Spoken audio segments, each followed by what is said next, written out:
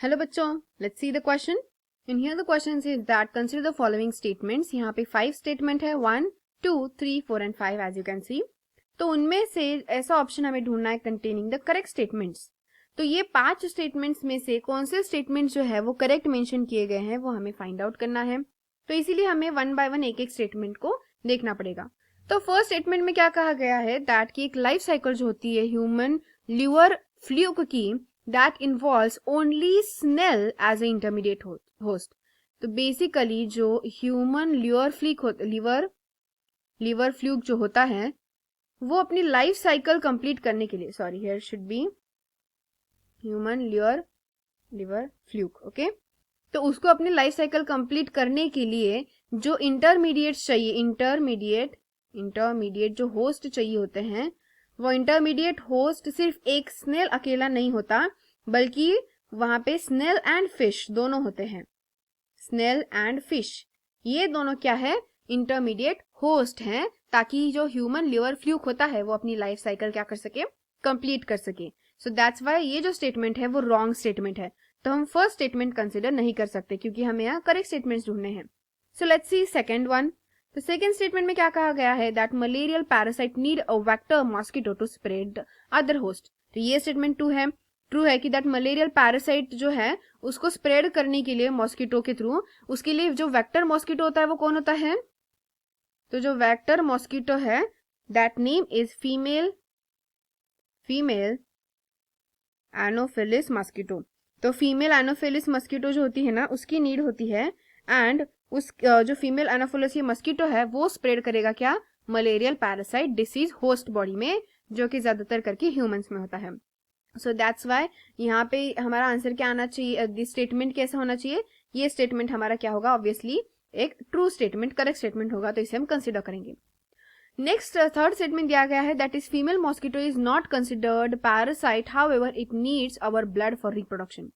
तो ये भी स्टेटमेंट कैसा है, एक करेक्ट स्टेटमेंट कहा गया है दैट की जो फीमेल एनाफोलस मस्कीटो होती है वो एक पैरासाइट नहीं है. मतलब ये जो फीमेल एनाफोलस मस्कीटो है not a parasite, it is not a parasite. ये किसी भी तरीके की पैरासाइट नहीं है क्योंकि अभी हमने कहा ये तो वेक्टर है. तो ये किसी के तरीके की पैरासाइट नहीं है. फिर भी जो ह्यूमन ब्लड है उस ह्यूमन ब्लड की नीड इसको होती है. It needs human blood. Why it needs human blood की जरूरत होती है for the reproduction purpose. Reproduction के पर्पज के लिए ह्यूमन ब्लड नीडेड है. So this is a correct statement.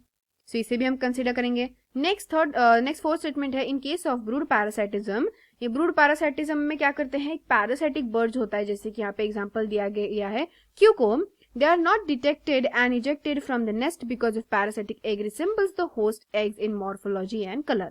तो यहाँ पे क्या हो जाता है कि जो क्यूको बर्ड है ये एक पैरासाइटिक बर्ड है, और ये पैरासाइटिक बर्ड क्या करेगा, ये पैरासाइटिक बर्ड एग्स ले करेगा किसमें, होस्ट बर्ड के नेस्ट में, होस्ट बर्ड नेस्ट. तो यहाँ होस्ट बर्ड के नेस्ट जो है उसमें जो होस्ट बर्ड है वो कौन है, that host bird is none other than crow. मतलब जो कौवा होता है ना वो यहाँ पे होस्ट बर्ड होता है जिसके नेस्ट में जो क्यूको है वो अपने एग्स ले करेगी. And the reason behind that क्या है, रीजन है कि जो एग्स है क्यूको के और जो क्रो के वो एक दूसरे से बहुत रिसेम्बल करते हैं. दे रिसेम्बल्स मॉर्फोलॉजिकली वो एक दूसरे की तरह सेम होते हैं, कलर उनका सेम होता है, साइज सेम होता है. इसीलिए क्यूको क्या करता है, अपने अंडे क्रो के नेस्ट में यानी कि कौवा जो होता है उसके नेस्ट में दे देता है.